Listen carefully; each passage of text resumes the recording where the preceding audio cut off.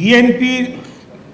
বাইরে গিয়ে বিএনপিকে বাদ দিয়ে যদি ঢাকায় বসে মন্ত্রণালয়ে বসে কেউ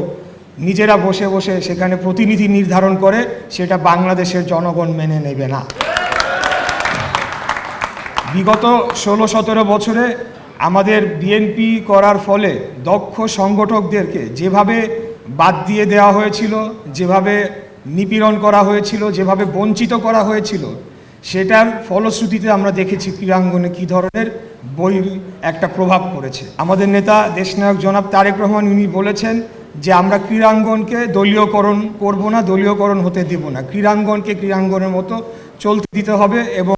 এখানে যারা সংগঠক হিসেবে দায়িত্ব পালন করবেন তাদেরকেও রাজনীতির প্রভাবমুক্ত হয়ে কাজ করতে হবে। বিগত হাসিনা আমলে রেখে যাওয়া যে ব্যবস্থা,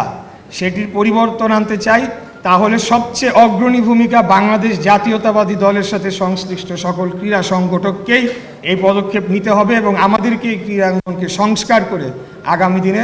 একটা নিরপেক্ষ যে ক্রীড়ার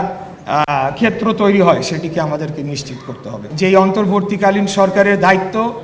শুধু রুটিন ওয়ার্ক করা, তারা যদি এখানে কোনো দুরভিসন্ধিমূলক